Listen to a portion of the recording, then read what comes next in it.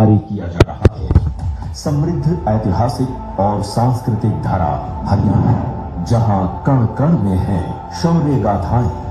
हरियाणा को विकास की नई गति देने के लिए इसके प्रमुख नगर करनाल को रिंग रोड की सौगात दे रहे हैं सड़क परिवहन एवं राजमार्ग मंत्री श्री नितिन गडकरी जी, जिसका शिलान्यास आज किया जा रहा है। माननीय मुख्यमंत्री मनोहर लाल जी के नेतृत्व में करनाल में बहुत सी विकास योजनाएं मूर्त रूप ले रही हैं। करनाल रिंग रोड 34.5 किलोमीटर लंबा होगा, जो 3 राष्ट्रीय राजमार्ग NH 709A, शामली करनाल राजमार्ग NH 709A, जिंद करनाल राजमार्ग और NH 44 दिल्ली अमृतसर राजमार्ग को आपस में जोड़ेगा। 6 लेन के इस रिंग रोड को 1690 करोड़ रुपयों की लागत से बनाया जाएगा। करनाल रिंग रोड सिर्फ एक सड़क नहीं, बल्कि आने वाले समय में इस क्षेत्र के विकास और समृद्धि की जीवन रेखा बनेगा। ये करनाल शहर के भीड़ भाड़ वाले शहरी क्षेत्रों को बाईपास करेगा और जम्मू, पंजाब, हिमाचल प्रदेश, उत्तर प्रदेश और दक्षिणी हरियाणा तक जाने वाले यात्रियों के लिए एक आसान और सुविधाजनक विकल्प प्रदान करेगा, जिससे इस क्षेत्र में भी प्रदूषण और दुर्घटनाओं में कमी आएगी। साथ ही व्यापार, पर्यटन उद्योग और कृषि को भी बढ़ावा मिलेगा। ये रिंग रोड इस क्षेत्र के विकास को एक नया आयाम देगा, जिससे यहाँ उद्योग धंधे और इंफ्रास्ट्रक्चर के क्षेत्र में बढ़ावा मिलेगा। साथ ही रोजगार के नए अवसरों का भी सृजन होगा। आने वाले समय में ये रिंग रोड न सिर्फ करनाल बल्कि हरियाणा के विकास में भी एक अहम भूमिका निभाएगा। तो आइए साक्षी बने इस अभूतपूर्व क्षण का। एक जोरदार तालियां होनी चाहिए। और इसी के साथ मैं बहुत ही आदर के साथ सादर आमंत्रित कर रही हूँ उद्बोधन के लिए माननीय विधायक माननीय श्री हरविंदर कश्यप जी को, आप सबकी जोरदार तालियों के साथ।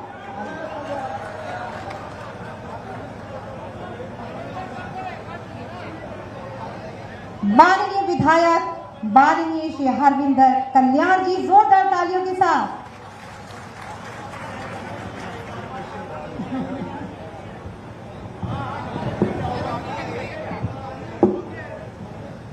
मेरे लिए वास्तव में एक सौभाग्य का दिन है कि कल्याण के साथ साथ कश्यप यानी सर्व समाज, बहुत बहुत आभार है।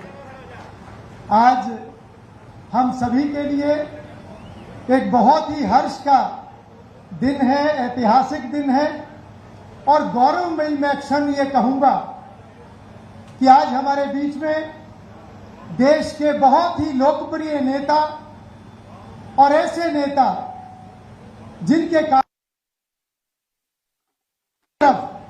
जब विकास की चर्चा होती है तो उसमें सबसे पहला नाम अगर कोई आता है तो माननीय श्री नितिन गडकरी जी का आता है, जिन्होंने पूरे देश के अंदर किस प्रकार से राष्ट्रीय राजमार्ग का नेटवर्क उन्होंने पूरा खड़ा किया है। आज पूरे देश में उनके प्रशंसक हैं। हरियाणा प्रदेश का जब भी माननीय मुख्यमंत्री जी जिक्र करते हैं, विकास का जिक्र करते हैं, तो पहला नाम अगर किसी का लेते हैं तो माननीय नितिन गडकरी जी का लेते हैं। नेशनल हाईवे के नेटवर्क का लेते हैं, जो आने वाले समय में हमारे हरियाणा प्रदेश की प्रगति में एक मील का पत्थर साबित होगा। ऐसे माननीय नितिन गडकरी जी का मैं पूरे क्षेत्र के लोगों की तरफ से दिल की गहराइयों से बहुत बहुत उनका स्वागत करता हूं, अभिनंदन करता हूं। हमारे बीच में माननीय मुख्यमंत्री श्री मनोहर लाल जी, जिन्होंने हमारे पिछड़े हुए क्षेत्र को आज विकास के मार्ग पर आगे बढ़ाया है और ऐसी ऐसी परियोजनाएं हमारे क्षेत्र में उन्होंने दी हैं जिनकी कल्पना भी हम नहीं कर सकते थे। मैं माननीय मुख्यमंत्री जी का भी घरोंडा विधानसभा क्षेत्र में इस कुटेर गांव की भूमि पर पहुंचने पर उनका भी दिल की गहराइयों से स्वागत और अभिनंदन करता हूं। मैं स्वागत करता हूं हमारे प्रदेश के माननीय deputy chief minister Shri Dushyant Chautala ji का, हमारे सांसद संजय भाटिया जी का और सभी आए हुए अतिथियों का। और मैं माननीय नितिन गडकरी जी से खास तौर पर यह कहना चाहूंगा कि आज की ये परियोजना जो कि करनाल का रिंग रोड है, इसका लगभग 65 से 70% जो भाग है वो घोरंडा विधानसभा क्षेत्र में आता है। और इतनी बड़ी परियोजना निश्चित रूप से हमारे इलाके को एक नए विकास की बुलंदियों पर ले जाने का काम करेगी। मगर इसके अंदर कुछ ऐसे विषय जरूर हमारे किसान भाइयों की तरफ से, क्षेत्र के लोगों की तरफ से आए हैं, वो भी मैं माननीय मंत्री जी के सामने प्रस्तुत करूंगा। दोबारा उनको इस परियोजना के लिए, करनाल रिंग रोड के लिए अपने पूरे क्षेत्र के लोगों की तरफ से दोबारा उनका बहुत बहुत अभिनंदन करता हूं, उनका आभार व्यक्त करता हूं। और यही कहकर आप सभी भी, क्योंकि इतनी गर्मी के अंदर इतनी बड़ी संख्या में यहां पर आए,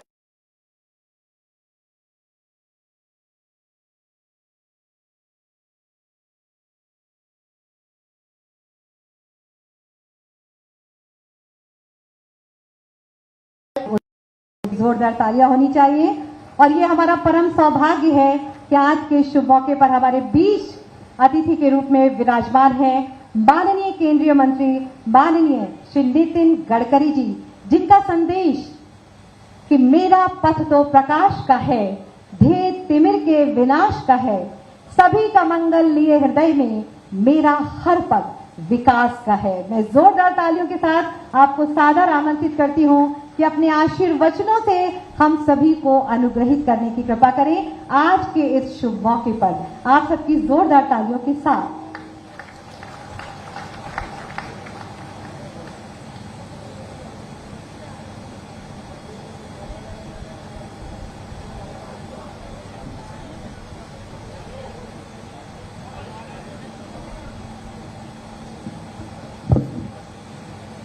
हरियाणा के लोकप्रिय मुख्यमंत्री आदरणीय मनोहर लाल जी, उप मुख्यमंत्री दुष्यंत जी, पार्लियामेंट में मेरे सहयोगी संजय भाटिया जी, हमारे लोकप्रिय विधायक हरविंद्र जी, हमारे कश्यप जी, महिपाल जी, उपस्थित सभी भाई और बहनों, मुझे बहुत खुशी है कि संजय भाटिया जी और हरविंद्र जी अनेक बार मुझे दिल्ली आकर मिले और विशेष रूप से उन्होंने करनाल के रिंग रोड की मांग बार बार मेरे सामने रखी। मुझे बहुत खुशी है कि करीब 1700 करोड़ रुपए का ये 35 किलोमीटर रिंग रोड, ये परियोजना, ये भारतमाला परियोजना के फीडर मार्ग के रूप में प्रस्तावित है। इसकी जो अलाइनमेंट है वो शामगढ़ गांव NH 44 से शुरू होकर बरोटा गांव MDR 115 तक होती है। इस स्ट्रेच के विकास से करनाल शहर की भीड़ कम होगी और वाहन चलाने की लागत भी कम होगी। प्रस्तावित योजना करनाल जिले में NH 44, NH 709A Jind Karnal और करनाल मेरठ, NH 7 करनाल इंद्री यमुनानगर, SH 8 करनाल जलतलाना यमुनानगर, MDR 115 करनाल मुनक को भी जोड़ती है।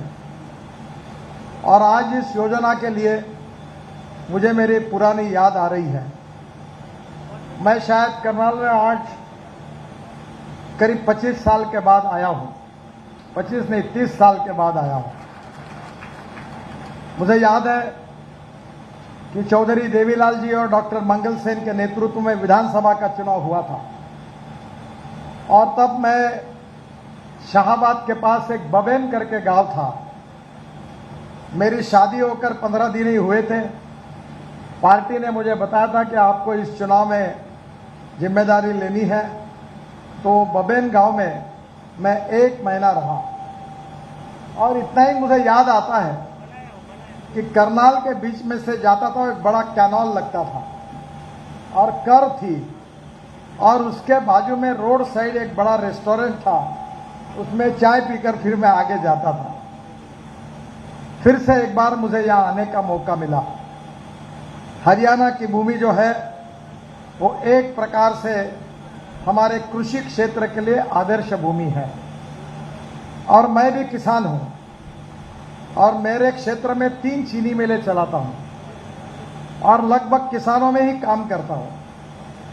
और विशेष रूप से हरियाणा में चावल जो होता है बासमती राइस उसका एक्सपोर्ट होता है, और पंजाब हरियाणा में बड़े प्रमाण पर जो परली होती है वो जलाई जाती थी, और जिसके कारण दिल्ली में प्रदूषण होता है ऐसा लोग कहते थे।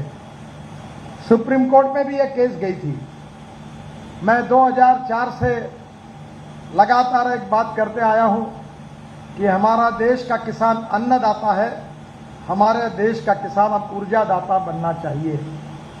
और मुझे बहुत खुशी है कि अभी पानीपत में इंडियन ऑयल ने परली से 1 लाख टन बायो इथेनॉल और 150 टन बायो बिटुमिन बनाने का उद्योग मेरी आग्रह पर शुरू किया।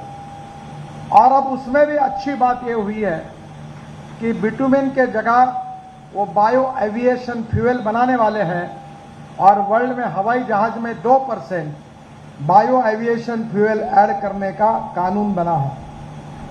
तो स्वाभाविक रूप से परली से एक नया वैल्यू एडिशन हुआ। दूसरी बात, मैं एसोसिएशन का अध्यक्ष हूं। देश का पहला ट्रैक्टर मैंने सीएनजी पर कन्वर्ट किया जो परली से तैयार होती है। 5 टन परली से 1 टन बायो सीएनजी तैयार होता है। और हमारे देश में 26 प्रोजेक्ट पूरे हुए जो शुरू हुए हैं, और 135 प्रोजेक्ट अब प्रोसेस में है, और उसमें से बहुसंख्यक प्रोजेक्ट हरियाणा में हो रहे हैं। इस बात की मुझे बहुत खुशी है। इस देश में हम 16 लाख करोड़ रुपए का फॉसिल फ्यूल इंपोर्ट करते हैं, पेट्रोल, डीजल और गैस। अब गेहूं, चावल, मक्का, गन्ना तो हम लगाते हैं, पर इससे किसान की गरीबी दूर नहीं हो सकती। अन्नदाता के साथ किसान ऊर्जादाता बनना चाहिए। इसी बात को लेकर एक नई युग की शुरुआत अब देश में मोदी जी के नेतृत्व में हुई है। अभी इथेनॉल बन रहा है, ब्रोकन राइस और मक्के से इथेनॉल बनता है, बांबू से इथेनॉल बनता है। असम में बहुत बड़ी रिफाइनरी डाली है जिसमें बांबू से इथेनॉल बनता है। अब इतना ही नहीं तो शुगर कैन जूस से भी इथेनॉल बनता है, और मोलाइसेस और बी हेवी मोलाइसेस से भी बनता है। मुझे बहुत खुशी है कि अब किसान अन्नदाता के बजाय ऊर्जादाता बना है। मैं आप सबसे और आदरणीय मुख्यमंत्री, उप मुख्यमंत्री से आग्रह करूंगा कि मैं ट्रांसपोर्ट मंत्री हूं। अभी मारुति सुजुकी की गाड़ियां भी फ्लेक्स इंजन में आ रही है, आने वाली है, लॉन्च होने वाली है। टोयोटो की सभी गाड़ियां फ्लेक्स इंजन में आने वाली है, जिसका भी शुभारंभ अगस्त में मैं लॉन्चिंग करने वाला हूं। अब बजाज, टीवीएस और हीरो की स्कूटर, मोटरसाइकिल और ऑटो रिक्शा भी आई है। इस फ्लेक्स इंजन का मतलब यही होता है कि पेट्रोल के बजाय हम 100% इथेनॉल का यूज करें। और टोयोटो की एक कैमरी करके गाड़ी है जो पेट्रोल पे चलती है, और 60% पेट्रोल और 40% बिजली पे चलती है। अब टोयोटो जैसी इनोवा और सब टोयोटो की गाड़ी आएगी जो 100% बायो इथेनॉल पर चलेगी, 60% इथेनॉल और 40% बिजली तैयार करेगी। यानी अगर माइलेज का विचार किया जाएगा तो 15 रुपए लीटर पेट्रोल का भाव हो जाएगा। ग्राहकों का भी फायदा होगा, किसानों का भी फायदा होगा। और इसलिए मैं अनुरोध करूंगा कि अब मोटरसाइकिल, स्कूटर और ऑटो रिक्शा लेते समय इथेनॉल पर आने वाली लेने का आग्रह करिए। भारत सरकार से हमने इथेनॉल पर पंप भी ओपन करने की शुरुआत की है। मैंने अपने शहर में इथेनॉल पर चलने वाली air condition buses Scania company की बहुत चलाई, और अब यह प्रूव हो गया है कि इस देश का किसान हमारा ऊर्जादाता बनेगा। और एक अच्छी बात हुई है जिसके लिए मैं मुख्यमंत्री और उप मुख्यमंत्री से अनुरोध करूंगा कि हम गेहूं, चावल, मक्का, गन्ना लगाते हैं उसे एनर्जी क्रॉप्स लगाएं, बायोटेक्नोलॉजी का उपयोग करके एनर्जी क्रॉप्स लगाएं, और हम बायो सीएनजी, बायो एलएनजी के साथ हम लोग बायो डाइजेस्टर में ये जो नेपियर ग्रास है ये और बाकी बायोमास डालने के बाद उससे मीथेन निकलता है, और मीथेन से CO2 अलग तैयार करने से बायो सीएनजी, बायो एलएनजी बनता है। अब उससे हाइड्रोजन भी बनता है। मैं आदरणीय मुख्यमंत्री से अनुरोध करूंगा कि मेरे पास हाइड्रोजन पर चलने वाली गाड़ी है, उसका नाम है मिराई। ये मनोहर लाल जी भी बैठे हैं गाड़ी में, मर्सिडीज जैसी है, टोयोटो कंपनी की है। और ये गाड़ी में आवाज भी नहीं आता, धुआं भी नहीं निकलता, प्रदूषण नहीं है। और ये जो गाड़ी है ये भविष्य, इसका नाम है मिराई यानी भविष्य। और ये भविष्य में जो हाइड्रोजन है वो भी हम तैयार कर सकते हैं। हमारे किसान इथेनॉल, हाइड्रोजन, सीएनजी बनाएंगे तो 16 लाख करोड़ का जो इंपोर्ट है उसमें से 10 लाख करोड़ भी किसानों के जेब में जाएंगे तो इस देश का किसान समृद्ध, संपन्न और शक्तिशाली बनेगा। आउट ऑफ बॉक्स आइडिया लोगों को समझाने के लिए समय लगता है। मनोहर लाल जी को याद होगा कि मैं जब भारतीय जनता पार्टी का प्रेसिडेंट था तब मैं इथेनॉल की बात करता था, पर समझाते समझाते मुझे 10-12 साल लगे। आज इथेनॉल की 2 लाख करोड़ की इकोनॉमी बनाने की बात हम कर रहे हैं और 40,000 करोड़ हमने पेट्रोलियम में बचाया। अब हमको इंपोर्ट बंद करना है और हाइड्रोजन भी किसानों को तैयार करना है। हमारे जैसे रूफटॉप सोलर लगाया और इलेक्ट्रोलाइजर 1 करोड़ 20 लाख का है और उसमें पानी से हाइड्रोजन निकलेगा और इथेनॉल के जनरेटर पर वो कंप्रेस होगा और ट्रक, बसेस, हवाई जहाज में और फैक्ट्री के लिए जाएगा और इस देश का किसान ऊर्जादाता बनेगा और वो संपन्न बनेगा। यही मोदी सरकार में हमारा सबका सपना है। और मुझे खुशी है कि हरियाणा ऐसा प्रगतिशील, समृद्ध, संपन्न राज्य है कि मनोहर लाल जी के नेतृत्व में हरियाणा से बड़े प्रमाण पर चावल का एक्सपोर्ट होता है। अभी एक बहुत बड़ा, मुझे बहुत इस बात की खुशी है कि मैं मनोहर लाल जी और दुष्यंत जी को और हरियाणा की सरकार को धन्यवाद दूंगा कि इंटरनेशनल स्टैंडर्ड का एक बहुत बड़ा सब्जियों का मार्केट अभी आते समय मैंने देखा। यहां से सब्जियां डायरेक्ट एक्सपोर्ट हो सकती है और आने वाले समय में पूरे विश्व में हमें एक्सपोर्ट करने का बहुत बड़ा पोटेंशियल है।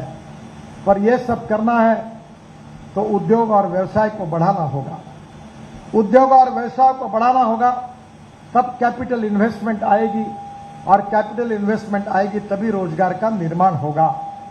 पर उद्योग और व्यवसाय वही होते हैं जहां इंफ्रास्ट्रक्चर अच्छा होता है, water, power, transport and communication. 4 बातें जहां होगी वहां उद्योग और व्यापार बढ़ेगा। जहां उद्योग व्यापार बढ़ेगा वहां रोजगार निर्माण होगा और जहां रोजगार निर्माण होगा वहां गरीबी दूर होगी। और गरीब कल्याण के कार्यक्रम को लेकर इस देश को सुखी, समृद्ध, संपन्न बनाने के लिए मोदी जी के नेतृत्व में 9 साल में हमारी सरकार ने इतना काम किया है कि जो 60 साल कांग्रेस नहीं कर सकी वो काम हमने इस 10 साल में हम करके दिखाया है। यही हमारी सबसे बड़ी विशेषता है। गांव, गरीब, मजदूर, किसान का कल्याण कैसे हो, भ्रष्टाचार मुक्त सरकार कैसे हो। मनोहर लाल जी ने बहुत ईमानदारी से ये सरकार चलाई है। मुझे मालूम है, मैं जब भारतीय जनता पार्टी का अध्यक्ष था तो मनोहर लाल जी मेरे साथ काम करते थे। संघ के एक प्रचारक के रूप में अपने जीवन में उन्होंने उस कार्य का शुभारंभ किया और अपना जीवन समाज के लिए समर्पित किया। और उसी समर्पित भाव से गांव, गरीब, मजदूर, किसान का कल्याण कैसे हो, सुखी, समृद्ध, संपन्न देश कैसा बने, सही अर्थ में राष्ट्रवाद हमारे सबके विचारों का आत्मा है। गुड गवर्नेंस एंड डेवलपमेंट, सुशासन और विकास हमारा संकल्प है।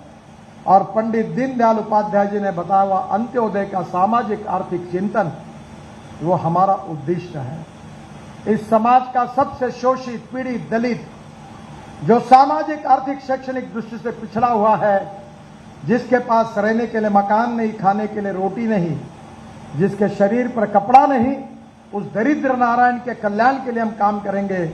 और जिस दिन उसको रोटी, कपड़ा और मकान मिलेगा उसी दिन हमारा कार्य पूरा होगा। ये दीनदयाल उपाध्याय जी का सामाजिक आर्थिक चिंतन अंत्योदय के रूप में हमारा उद्देश्य है। और इसीलिए देश में अच्छा इंफ्रास्ट्रक्चर बनना चाहिए, एयरपोर्ट्स बनने चाहिए, देश में रेलवे में सुधार होने चाहिए, 24 घंटे बिजली मिलनी चाहिए, अच्छे रोड बनने चाहिए। मुझे बहुत खुशी है कि आज हरियाणा की बराबरी अमेरिका के राष्ट्रीय मार्गों के साथ होती है। इतनी प्रगति हरियाणा में हुई है। मैं जब मंत्री बनता था तो स्टेज पर एमएलए एमपी मुझे कागज दे के इतना गट्ठा बनता था, अब कोई देता ही नहीं। देगा क्या, क्योंकि काम ही पूरा हो गया है। जितने काम थे उतने पूरे हो गए हैं, सब जगह से रोड जोड़े गए हैं और जो बाकी थे वो आज भी हो रहे हैं। आज यहाँ करनाल का रिंग रोड होगा, अभी हम अंबाला जाकर 1100 करोड़ का रिंग रोड अंबाला का बना रहे हैं। इतना ही नहीं तो आप दिल्ली जाते समय आपको पानीपत के बाद, सोनीपत के बाद जाने के लिए पेरीफेरल रोड के बाद 1.5-2 घंटा एयरपोर्ट तक लगता था। अब हम दिल्ली का रिंग रोड बना रहे हैं, UR2, 20 मिनट में एयरपोर्ट पहुंच जाएंगे आप, वही शिव मूर्ति के पास। और अंडरग्राउंड 8 लेन के टनल और ऊपर 8 लेन 16 लेन का रोड है। डायरेक्ट एयरपोर्ट T3 और दूसरी टनल डायरेक्ट वसंत विहार जाएगी और इधर द्वारका एक्सप्रेस हाईवे से आप जयपुर जाएंगे। मैं आपको विश्वास देना चाहता हूं कि दिसंबर के बाद आपको यहां से जयपुर जाने के लिए केवल 3 घंटे लगेंगे। आप जयपुर में 3 घंटे में पहुंच जाएंगे। हमने पूरा, लोगों की समझ में नहीं आता कि ये कैसे होगा। अभी पहले मेरठ से दिल्ली आने के लिए 4.5 घंटे लगते थे, अब 45 मिनट में लोग आते हैं। दिल्ली से देहरादून जाने के लिए 9 घंटे लगते हैं, दिसंबर के बाद 2 घंटे में होगा। दिल्ली से हरिद्वार 1.5 घंटे में होगा। दिल्ली से अमृतसर 4 घंटे में होगा। दिल्ली से कटरा 6 घंटे में होगा और दिल्ली से हमारा श्रीनगर 8 घंटे में होगा। और श्रीनगर से जम्मू के बीच में हम 18 टनल बना रहे हैं, 14 बन गई है, 4 का काम शुरू है। और श्रीनगर से लद्दाख लेह के लिए 2 टनल बड़ी बना रहे हैं, एक झेड़मोर, वो 3 महीने में उसका उद्घाटन करेंगे। दूसरी है जोजिला जो कारगिल के नीचे है, आशिया की सबसे बड़ी, और वहां से डायरेक्ट लद्दाख लेह से मनाली जाएंगे। और मनाली से रोहतांग पास जाने के लिए 2.5 से 3 घंटे लगते थे, अब टनल से 8 मिनट में बाहर निकलते हैं। तो ये देश बदल रहा है और इसलिए स्वाभाविक रूप से प्रगति और विकास की ओर हम दुनिया में लगातार बढ़ रहे हैं। We are the fastest growing economy in the world. और हरियाणा ये उद्यमशील राज्य है, पानी बिजली की मुबलकता है, अच्छे रोड है, अच्छे किसान है, उनका 1 एकड़ में उत्पादन अच्छा होता है और मनोहर लाल जी के नेतृत्व में हरियाणा लगातार विकास कर रहा है। मुझे बहुत खुशी है कि एक तरफ छोटे छोटे प्रॉब्लम्स जो रोड के थे वो भी यशस्वी रूप से मनोहर लाल जी ने सुलझाने में काफ़ी मदद की है। विशेष रूप से मैं हरविंद्र जी को बहुत बहुत बधाई दूंगा, क्योंकि मैं विदर्भ में रहता हूं, वो हमारे दामाद हैं। हमारे महाराष्ट्र के मुख्यमंत्री वसंतराव नाइक थे, उनके भाई मनोहर नाइक मेरे अच्छे मित्र हैं, उनके ये दामाद भी है, तो नेचुरली हमारे भी दामाद बन गए। तो मुझे भी मनोहर नाइक जी बार बार कहते हैं कि मेरे दामाद की तरफ ध्यान दो। तो मुझे बहुत खुशी हुई कि आज उनको भी खुशी हुई होगी कि दामाद के गांव का रिंग रोड बन रहा है। तो बहुत अच्छी बात है। मैं उनको और संजय भाटिया जी को हृदय से बहुत बहुत शुभकामनाएं और शुभेच्छाएं देता हूं। हमको और अंबाला का कार्यक्रम करना है और इसलिए जल्दी है। फिर से एक बार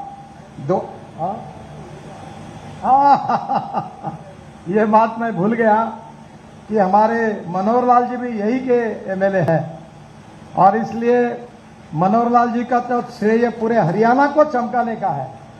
तो वो करनाल में भी उन्होंने सभी हरियाणा की बातें बार बार रखते हैं। जब समस्या आती है तो हमारे अधिकारी जाते हैं, वो सुलझाते हैं। हरियाणा के इतिहास में हरियाणा को सुखी, समृद्ध और संपन्न बनाने के लिए ये रोड इंफ्रास्ट्रक्चर अच्छा बनाने में मुख्यमंत्री मनोहर लाल जी का भी बहुत बड़ा योगदान है। मैं विशेष रूप से उनको भी बहुत बहुत धन्यवाद देता हूं।